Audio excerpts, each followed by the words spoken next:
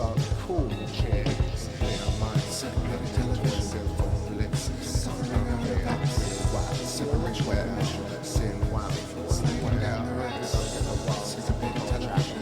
Get the wall. Let's go. Get it. Separation. Get it. Good. Get it. Good. Get it. Take the islands. The night is on. Find its way until the hot dogs done. It's fine. Finger wine until the time until the twilight are gone. You're well. Say you're well. Say fight for the it's just real love and cool chicks.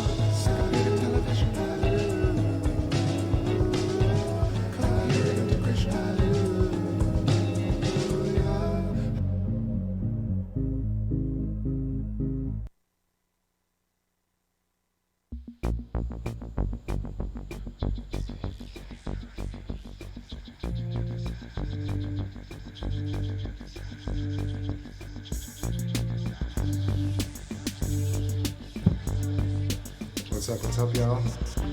Evening, or morning almost. So, Saturn is real close to the moon, but as you can see, the clouds are pretty crazy. I'm feeling good though. The moon is pretty low still. So hopefully we'll get this shot of the moon and Saturn together. Really, also another rare event, which is great. Hope y'all are doing great tonight as well. What's up, Ellie? What's up, Light Moon? What's going on? Yo, Q, what's up, Easy? The moon is popping, the sky is popping.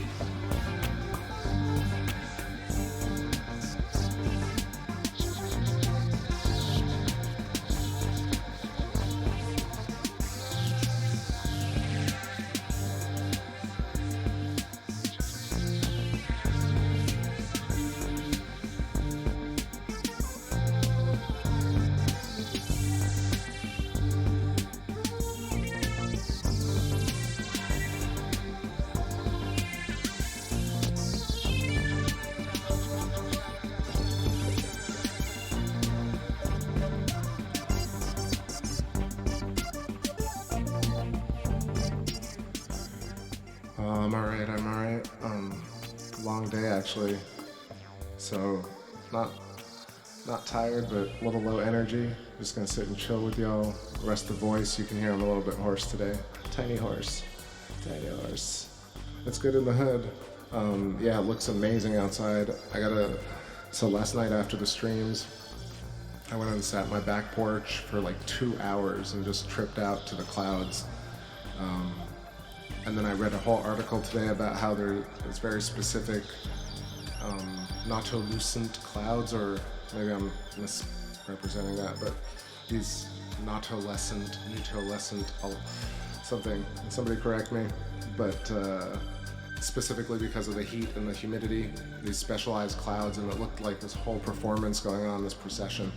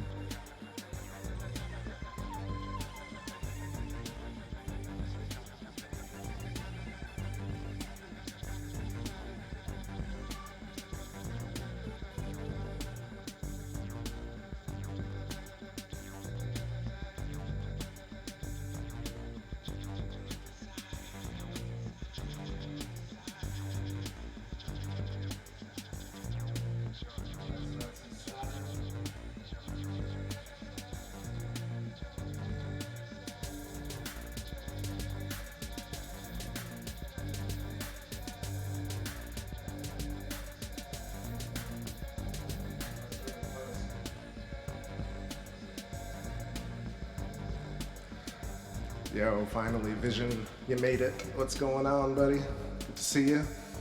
What's up, Space is the place? Yo, thanks, my man. Appreciate it. So check it out. We got some Saturn looking all wibbly from the clouds, but it's right there. And then, boom, moon right there. That's crazy.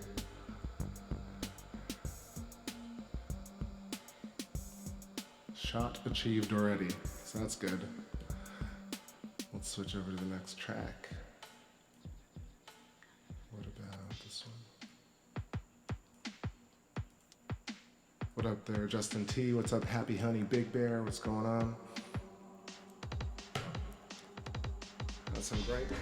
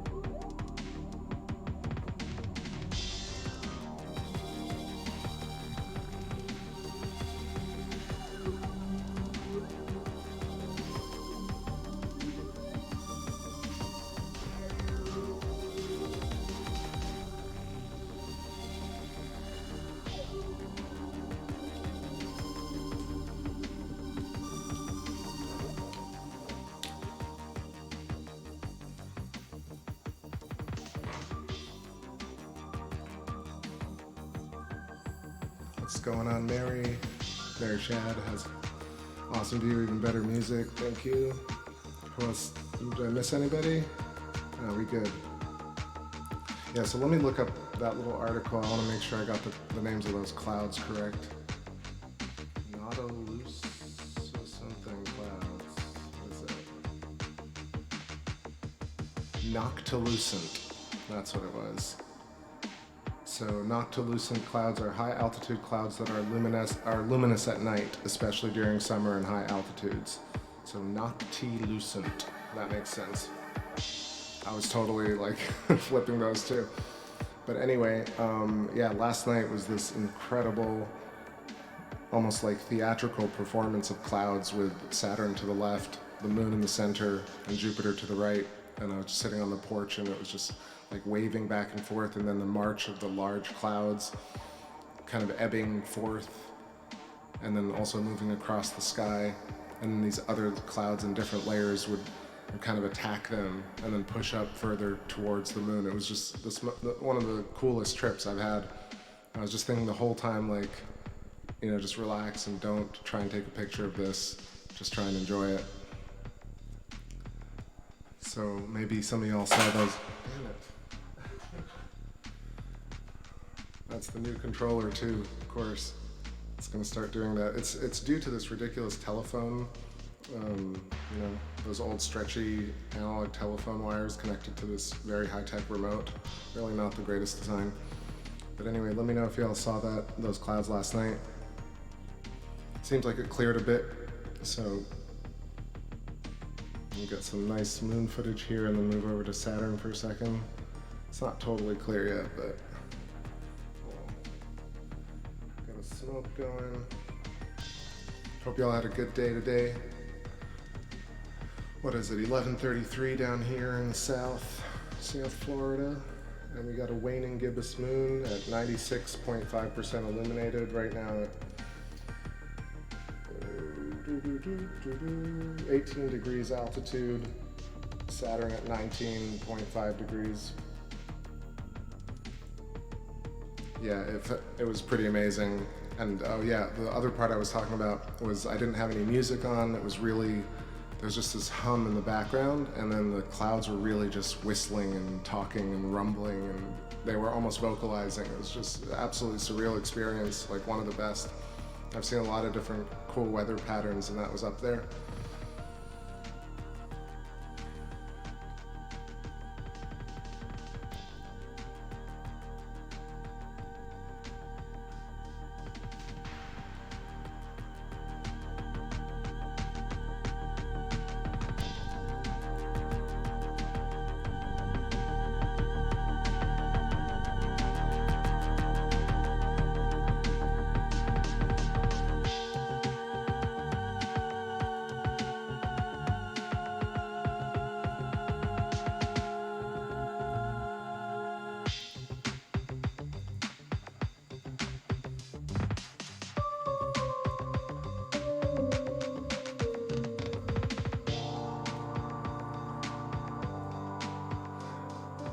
And then further, I was looking up articles today about, you know, just looking into that whole Saturn transit thing, and I see like so many different articles about, well, space debris, and then you also have, you know, I guess all these failed missions or booster rockets that are floating around up there. So it wouldn't surprise me if that's like a big piece of space junk floating by Saturn, moving pretty fast, about like 200, maybe 500 kilometers up.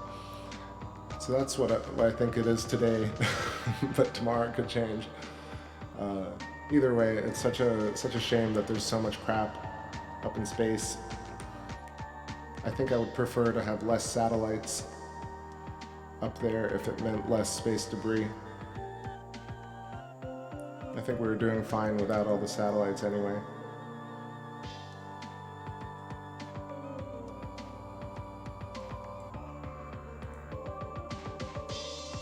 Yo, what's up? What's up, 921 Virgo? What's up, Tim? Yeah, I was just talking about that. I feel like asteroid would be much smaller. Same thing with meteor. Those things must be tiny. Even passing in front of Saturn, it would be like maybe a quarter the size of what I captured. I think this was much closer, and it was probably like, I don't know, some rocket booster or some, like, I don't know, piece of some metal rocket that's just floating around up there. I don't know. It also could be like one of those, like a spy satellite, or CubeSat, or SphereSat, any number of things. But just like, it's never mentioned in, I feel like I'm really loud, there's a tiny bit. Is my voice coming through okay?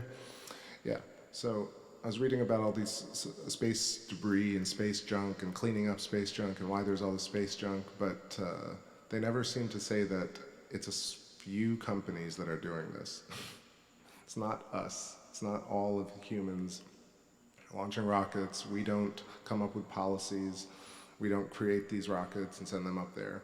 There are people who want to implement contracts and they send up all these satellites, and sure, mankind ends up buying satellite phones or using the services, but I don't think anybody is actively trying to get more space junk up there except for small companies, the private industry. I don't think that is a rationalization for just continuing to do it while also arguing that it's a bad thing for space at the same time, using their media devices.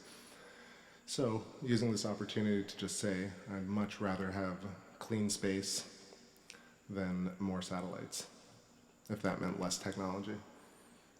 But I don't think it really means that, I just think it means less satellites. And also less like secret satellites that we don't know, what they're made of and what they do, and we can't track them, and they're just up there doing things. Anyway, back to the music. So, let's get to this. It looks like it's clearing up, so I'm gonna go get us a nice shot of Saturn real quick. What's going on, Copper? Good to see you. What's up, Lost Brooklyn?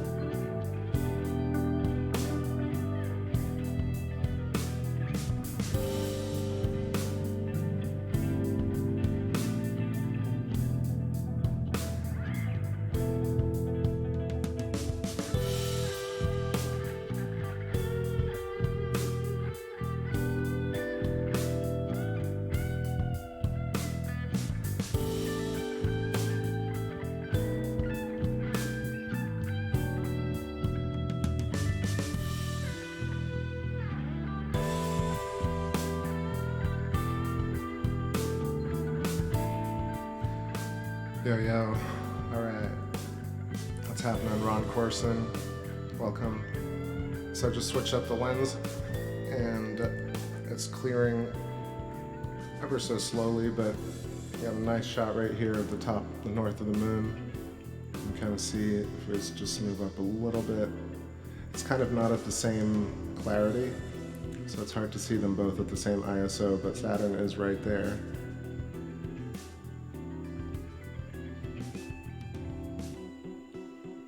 I'm going to stay on the wide lens for a few more, just to make sure it stays clear. And these clouds are so cool. I kind of want to be recording all of it at once. You can see I'm a bit all over the place tonight, just trying to get a shot. But this looks good.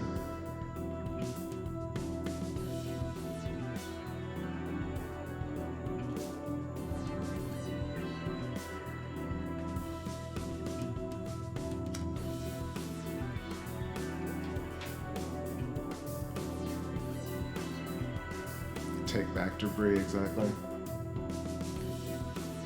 It's such a ridiculous thing to read these articles where they're like, okay, let's send up another craft to clean it up. It's so silly. Just stop doing it and leave what's up there and then deal with it.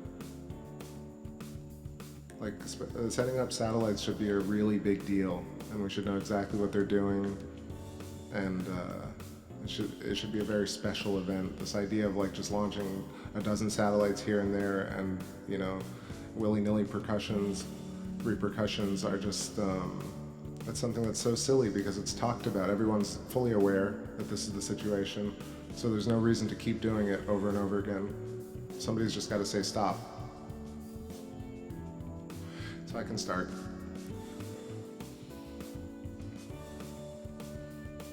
Tell you, oh no, corporate interests, we got to keep making money, you know, we got to advance everything. But I think there are other ways to advance society besides filling our skies with crap, and then also making it really difficult to actually achieve space travel if that ends up being a thing.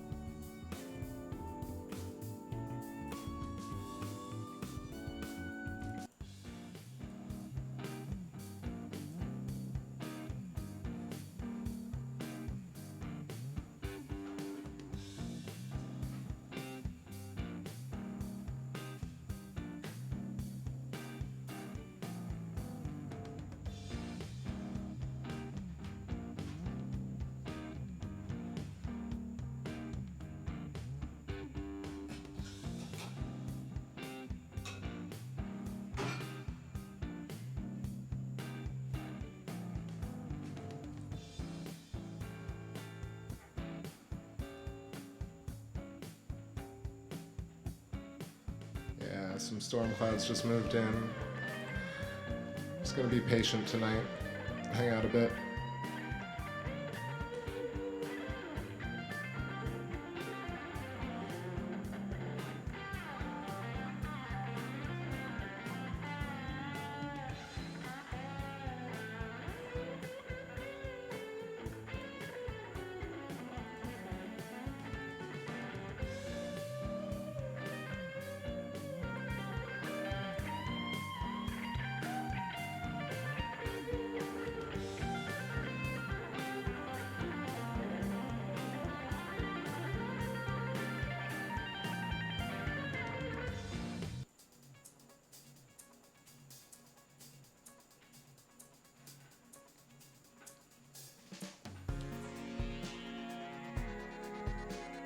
What's up, Mercury? I'm 7.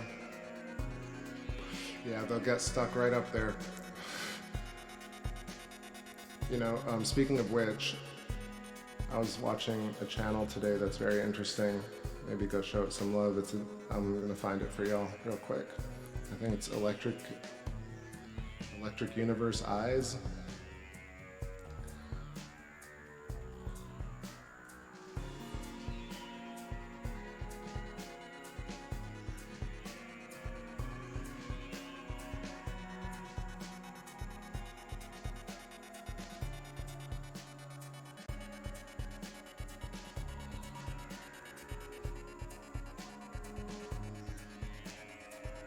go check out this kid's channel. Doing some really cool experiments with electric discharge, making craters, and then he does a lot of stuff that I really like. He just reads old documents like Earth Before the Moon, stuff from Hannes Alfvén, Velikovsky. Just a small electric universe channel, but I really dig his energy. I think he's coming out of Texas, so give it some love. If that's what you're into, the more channels like that, the better. Real experimentation. Another person who believes that weather comes from the sun and space, which makes a lot of sense. How the universe is interconnected with filaments. And there are no vast emptiness of space. It's not a real thing.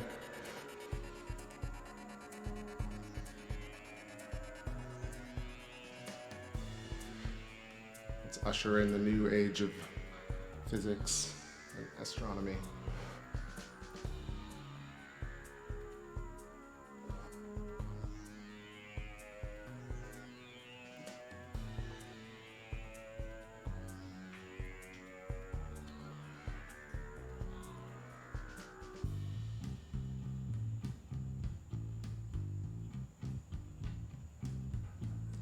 Hell yeah, happy honey, Big Bear.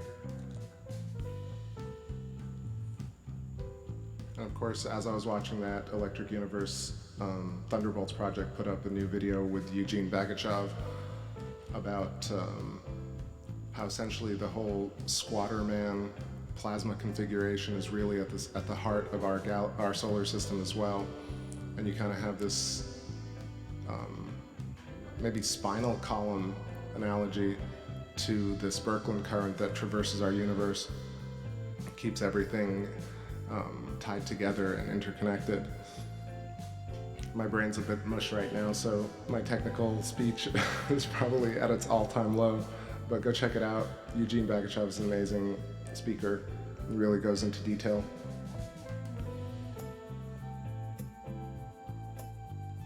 What's happening? Dismantle HAARP? I agree, dismantle HAARP.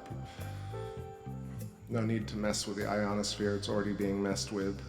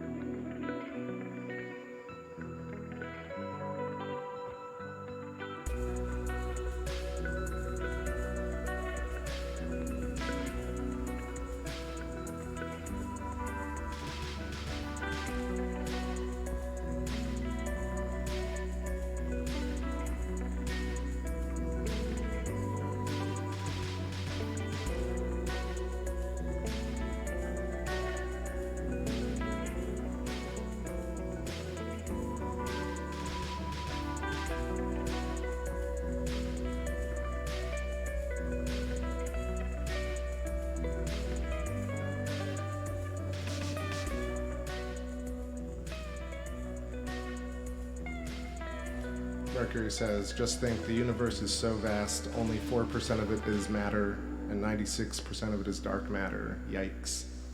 So, I don't know, I used to be very triggered by statements like that, but I've learned to just be very calm about it.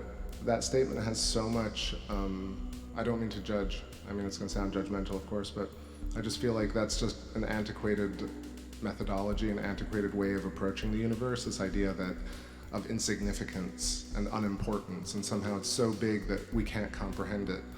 But really the science actually shows that we totally can comprehend it, we're part of it, And it's really just about how you approach things, your perspective, your emotions, and your mind state, your intention is actually what creates reality. So repeating statements about how we are all insignificant, or how mankind is to blame, or how we destroy Earth, or how mankind is a cancer on Earth, or all these phrases about how somehow the existence, our consciousness is a mistake. You know, if you want to think that, you're free to, but really it doesn't actually, it's an arbitrary thought concept that just can go a completely different way if you think about it in the other way, that everything is totally natural and that mistakes are also normal.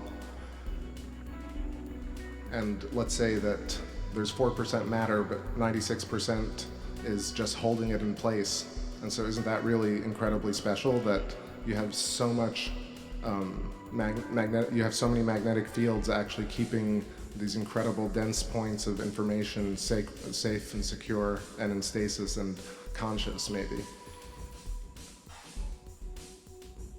So you can flip that whole statement on its head. Ooh, look at that clear moon while I talk. I need like 3 heads to keep track of everything. 3 heads and 2 more arms. Solid matter. Even the words like solid matter, what is solid? Like if you really look into what solid is, you'll see that nothing's actually really touching. It's all atomic structures interacting through tiny, ever expanding, smaller and larger fields. It's not really gravitation, it's actually the electrical force is much stronger than anything. And so I feel like nothing's really even touching, it's just a concept of dense plasma that we see as people and as things and as objects, and the rest is really just all these very powerful fields holding that into place. And that's really cool. That's like, your body is made of all these different pieces, so perhaps our solar system is a series of chakras. Like if you look at the planetary interaction and how their magnetic fields work, it really looks like the human chakra and spinal column. So it's recursive geometry through all the way up and all the way down.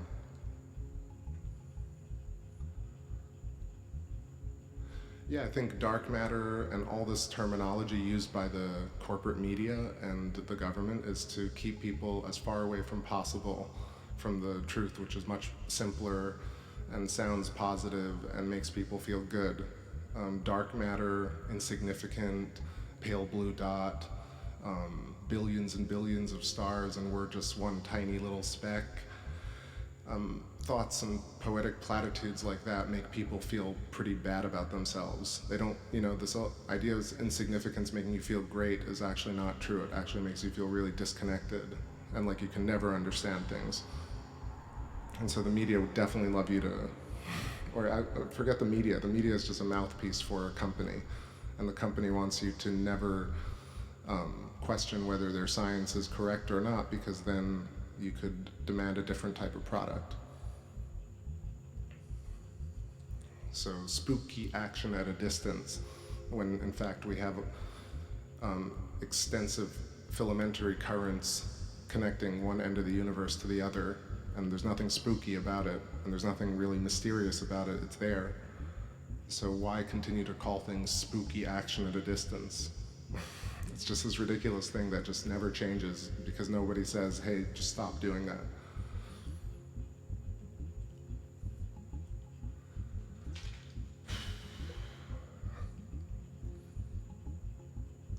Let's see, what's going on? What's happening, Mr. Skunk? What's up, George Kalasowski? Oh, you hopped in when I was talking about how I don't believe in our pop sci. All good, all good, all good. I know we come from both sides of this. Mr. Skunk, hope you're all right.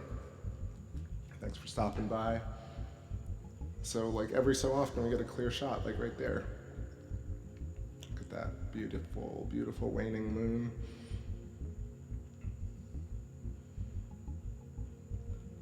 I'm gonna peep Saturn real quick. Back in a second.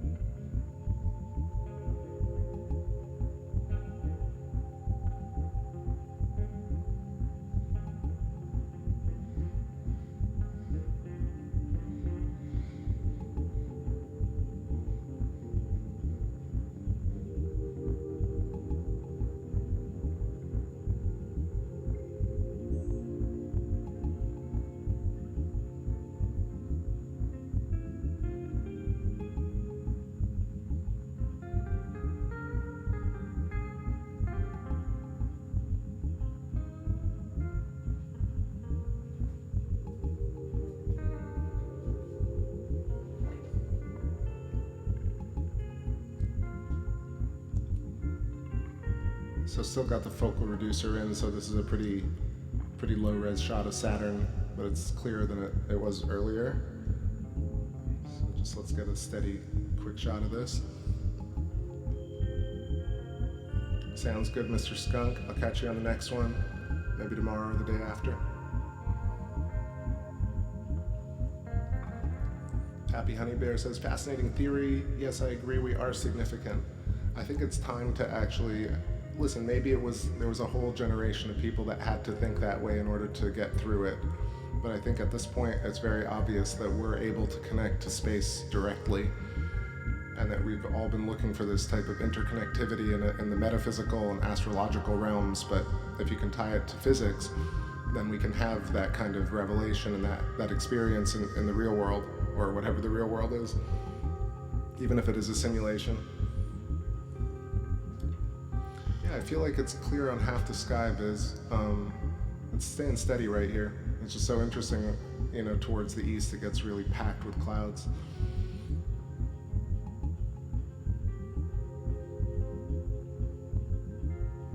George says, people who mind don't matter, people who matter don't mind.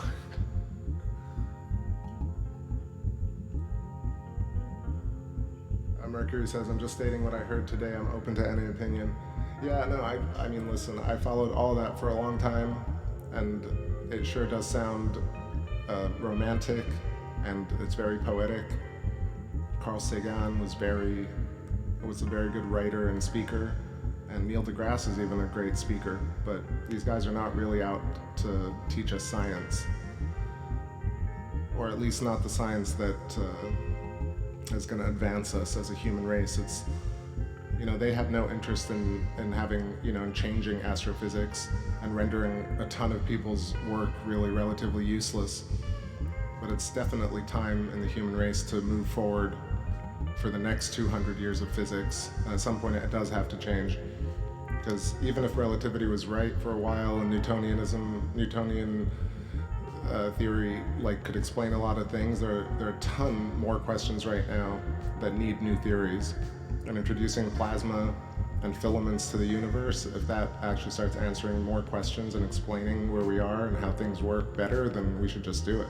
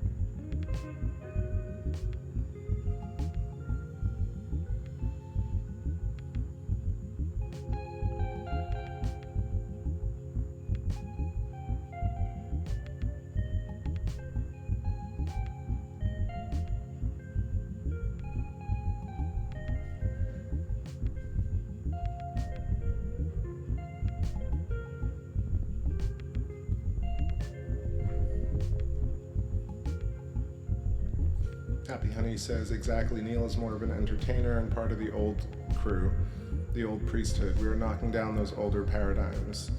It's true, I mean, that's the only way you can really do it. You can't stop him from trying to work or sell books. You just have to stop watching people like that and expecting them to tell you anything new. Same happened with those cats with the whole Disclosure Project people, Wilcock, the ayahuasca people. They never, I think the litmus test for me now is not that I've said this before, but Thunderbolt's project, Electric Universe, is not for me the be-all, end-all of everything, of course, but it does open all these doorways of new questions and thoughtful ways of readdressing old science paradigms. And so when you listen to, when one listens to, like I did today, I listened to some DMT talk, I listened to some stuff I don't normally listen to anymore, just to see where things are in 2019, what they're talking about. And you realize that the litmus test is, have you heard about Velikovsky? Have you heard about Steinmetz and talked about Russellian math? Have you talked about Halton ARP and redshift and Doppler shift? Have you talked about possibly electric cratering? discharge between planets, petrification, spherules, all these types of new types of phenomenon that we've seen cannot be explained with old regimes and old paradigms. But we really need to, figure out new science experiments done by people, regular people, to kind of try and move astrophysics forward in a way that's respectful but also rapid, because we need to do that.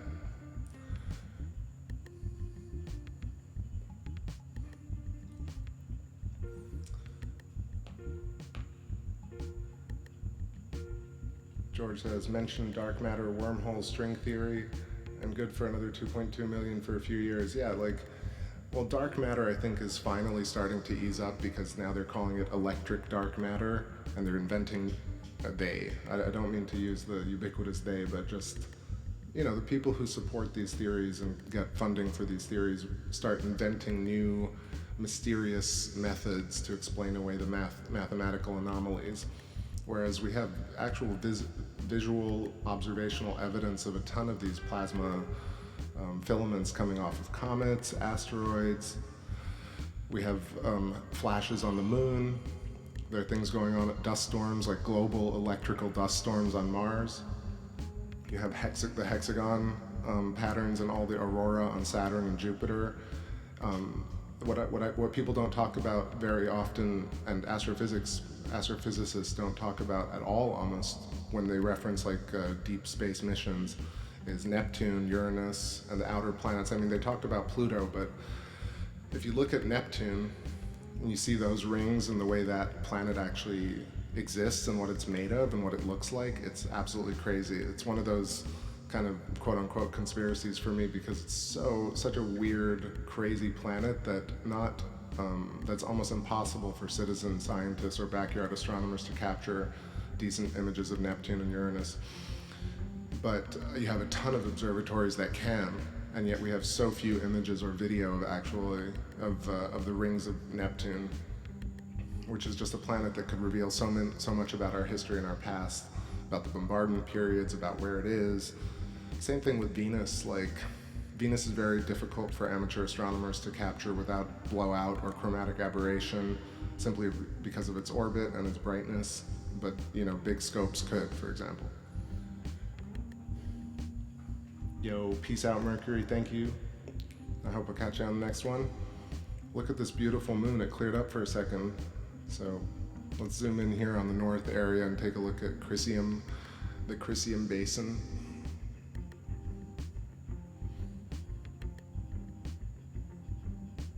Also, string theory, something I followed for many, many years, and I met Brian Greene. I even met Neil deGrasse Tyson once, or actually asked him a question, and both him and what's his name, Brian Greene, were both very depressing characters, to be perfectly honest, in real life. It just feels like they've been in these fields for so long. I mean, it's the same feeling that a lot of us have, I think, that I have personally, about where science is. It feels very stagnant. It feels like every time we reach a roadblock, you make up new things, new theoretical ideas to explain old theoretical ideas, and we get further and further away from physical observations and physical science. It's the same reason you have a ton of people in all these YouTube videos that are like, CGI this, CGI that. It's because you expect your government agencies or your large telescopes or your scientists to actually provide you with real footage, like actual pictures of space from these craft, from Earth. And it's insane how little of that actually exists. It's always mapped to a 3D object, or you get photogrammetry or images stitched together with a ton of processing and not actual footage.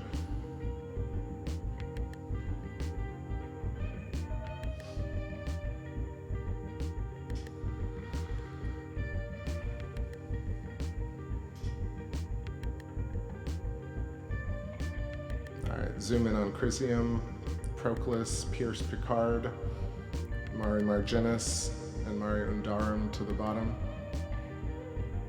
Pretty cool shot.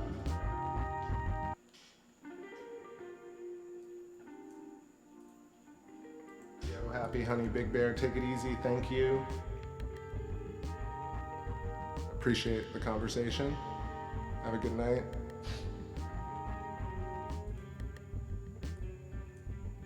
I'll catch you on the next one.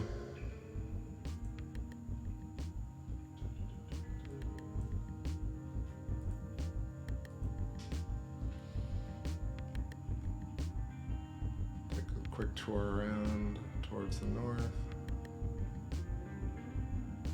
Where are we at? Mare Frigoris, Frigoris, Plato, north of Mare Imbrium.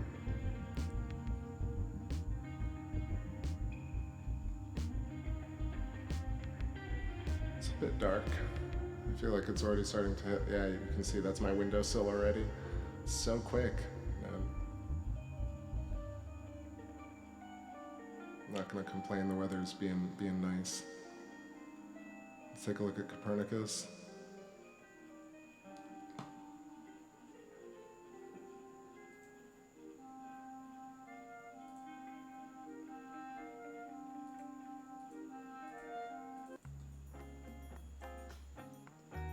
Yep, Copernicus crater, great example of filamentary dendritic structures emanating from it. Impact possibly, definitely. I think that this is a great example of electric scarification.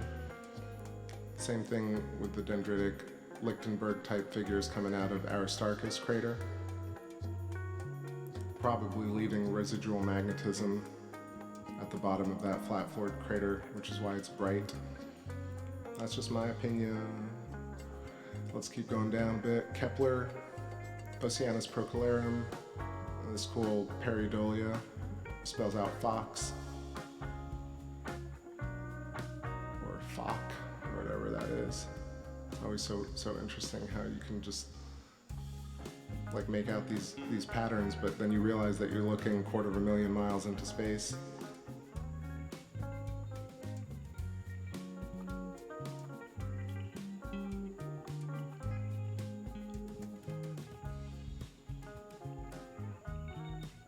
Making our way to Tycho.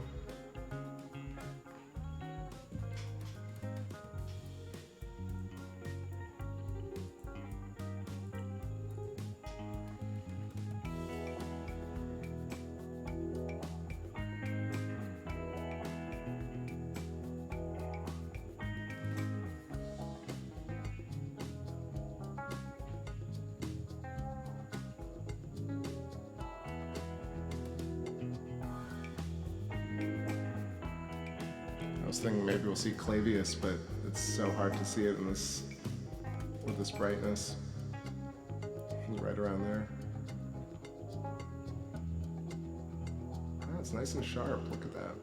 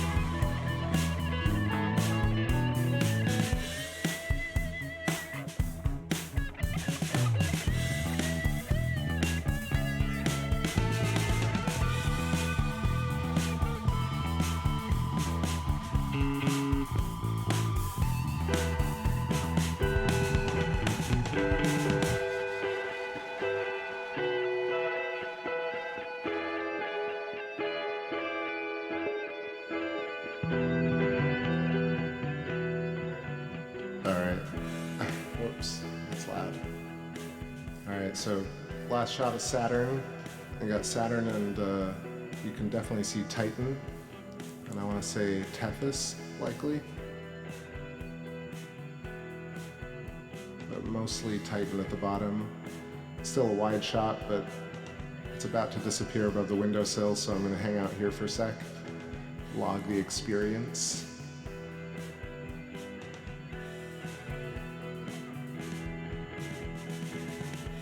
Yeah, the moon was looking all crispy.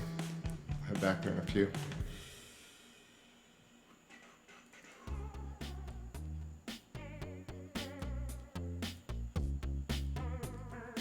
Man, it is humid.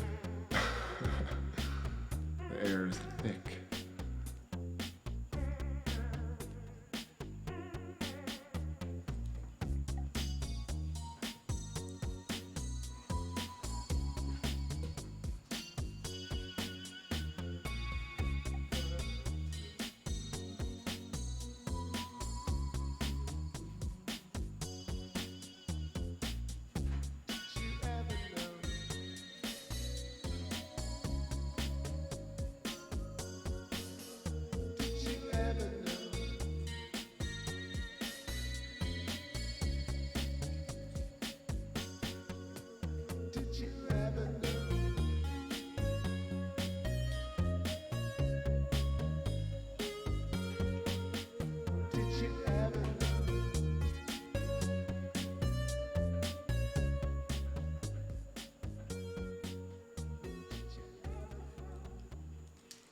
Yeah, I just remembered what I was going to say earlier.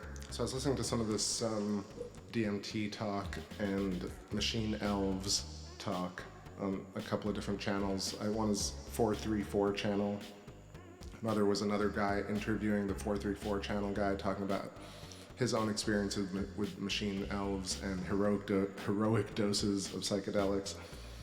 A la Terrence McKenna, if y'all followed that, where you see these hybrid creatures on your trips with DMT, ayahuasca, and mushrooms.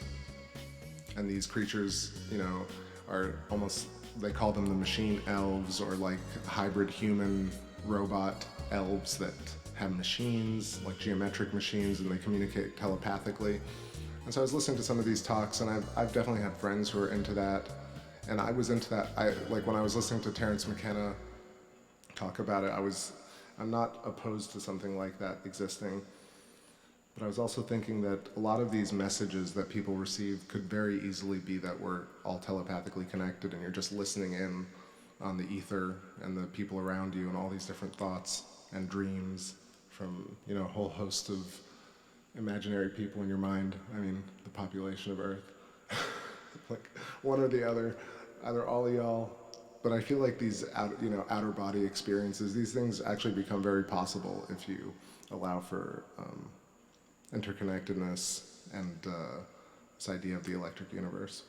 But anyway, so for me, that I feel is like the litmus test for all these metaphysical, astrological channels and websites that talk about, hearing voices or having trips. Have they ever heard about this idea of interconnectedness, of telepathy in a real world physical process? So I never hear them mention things like that. It's always like, I don't know what that is. It's amazing. I'm getting it from another dimension. This idea of dimensions comes from the need to justify a lot of math. Yeah. Anyway, going on and on tonight. Let's see. More tunes.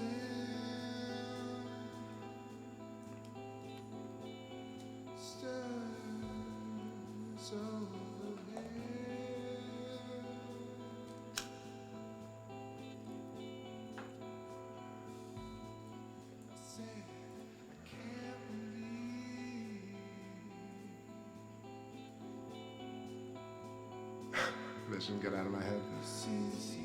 Come on, that's how all the social networks are working. They're telepathically reading our magnetic shell bodies and ideas. It's not the cell phones listening in on conversations or YouTube. I think every body, every person, every object emanates a radio frequency that's readable by some sort of device, some device. Just not talked about enough.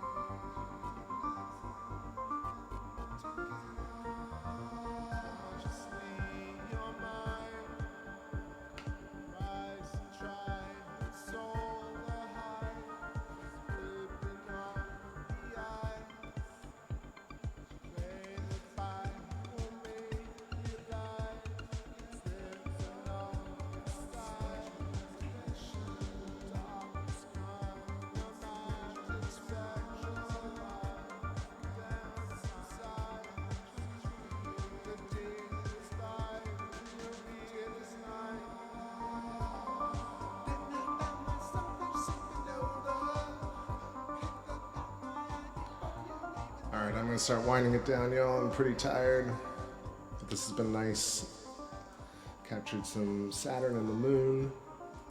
Another excellent conjunction. Lucky that we got a peek through all these crazy storms. You can see it's definitely not steady tonight. I can see another big one coming through. But I appreciate everybody hanging out, Space Fam. Go spread the word, spread some love. Good music. Good music is really important. We take it very lightly that, like, just listen to any old thing, you know? But that's not really the case. If you listen to good music, you'll get through life more easily and more happily. Just like anything you eat. The consume.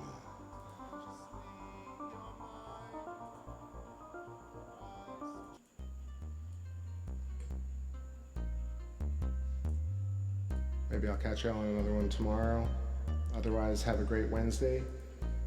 And I'll see you soon, everybody. Good night.